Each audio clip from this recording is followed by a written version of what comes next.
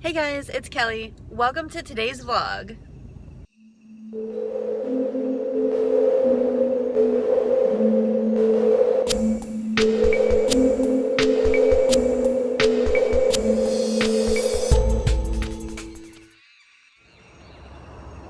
Hey guys, welcome back to my channel. In this video, I just wanted to talk to you guys about my experience with working at Universal Orlando. So I've been a Universal team member for almost a year now. I've worked there since last December.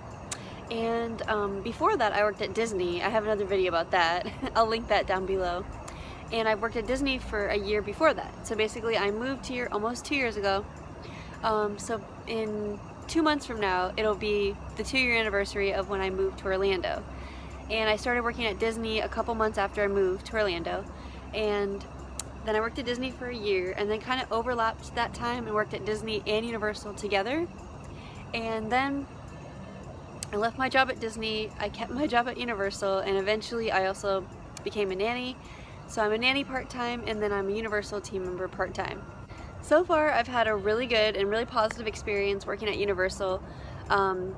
I would say like the people that work there are just so nice. Not every single person, you know, of course you're gonna work places where there's some people that are having a bad day or, you know, a little bit of an attitude and stuff like that, but that's just normal for any job. But I mean, for the most part, I can say that everyone at Universal that I've met has been super friendly and sweet, nice, just like really down to earth and easy to talk to, easy to get along with. I worked at a team member grill, which is basically like a break room. At Universal, in the backstage, there are 2 large team member grills, one next to Universal Studios and then one closer to Islands of Adventure. I worked at the one near Islands of Adventure, so it's basically right behind Seuss Land. And you know, there's like ups and downs to working backstage. The good thing is it's a little bit more laid back, but you know, kind of for me personally, the part that I didn't like about it was I didn't get to interact with the actual guests that come to Universal that are paying guests. I only got to work with the people who work at Universal. And for the most part, I only got to see them on their lunch breaks. So it's kind of like a rush situation, like they're kind of like in and out, you know, they have a limited amount of time, maybe like a 30-minute break, so they're kind of just like grabbing their food and trying to leave right away. So in that sense, there's a lot of pressure with it because you kind of have to like be very fast and you have to make sure that you're always constantly moving and constantly getting the people out of the line. Oh, I forgot to mention, I was a cashier. So besides being a cashier, we also did prepping and stocking work, and everything was basically related to food. And me personally, jobs relating to food are my absolute least favorite thing to do. So that's where I come to my next part of my story, which is transferring. I have been wanting to transfer when I worked at Disney. I wanted to do attractions, I wanted to do merchandise. I wanted to do those things forever. Like ever since I worked at Disney as a barista, I had just been wishing and dreaming and hoping and trying to manifest a transfer. But at Disney, unfortunately, that dream never became my reality, and that is okay. Because at Universal, I actually put in for a transfer probably about 2 to 3 months ago.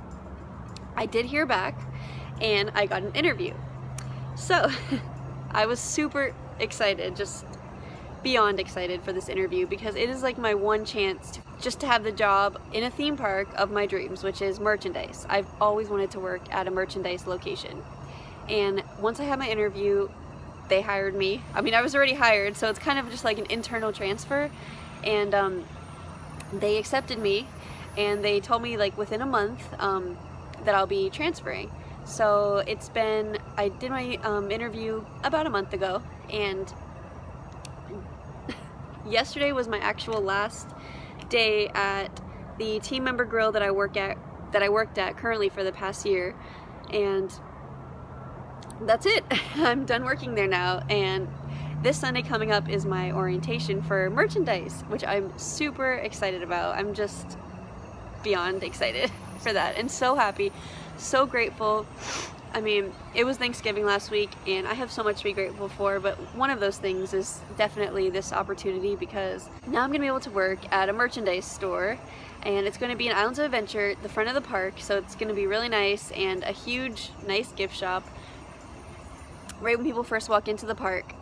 So it's just going to be an amazing experience. I've never done it before. I mean, I have a lot of cashier experience. I've been a cashier for like 3 years or more. So so that part, you know, I won't have a problem with that.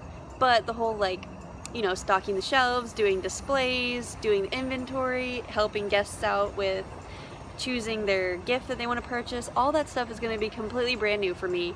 So I'm just like very excited for this and happy that my orientation is coming up so soon. And then I have also on-the-job training right after that. So I'll let you guys know after this update, you know, eventually I'll let you guys know how all that's going. But I'm just super excited to, you know, get out of the backstage and work on stage with the actual guests. A lot of the reason that some people do work backstage are, there's multiple reasons. Some of it is because people have tattoos, and at Universal they have a very strict policy with not having visible tattoos. So your arms, your legs, anything that can actually be shown, you cannot have a tattoo there. I mean, maybe if you have one on your stomach or your back or something that's completely hidden, you might be okay with that, but Universal is extremely strict.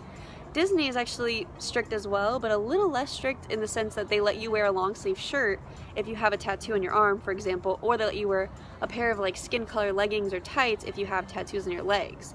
Or there's some people that have maybe like a disability, or some people who may be hearing impaired, they might be, you know, mute or deaf, or things like that. Like, there's like multiple reasons why people do work backstage.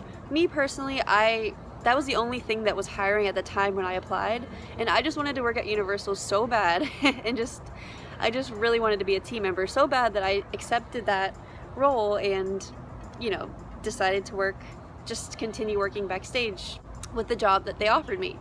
But I have nothing holding me back. I have no reason to not transfer, basically. So when I applied to transfer, of course, I kind of knew I was going to get the job because it basically goes by a point system. If you have more than 8 points on your record card, you're able to transfer, and I did.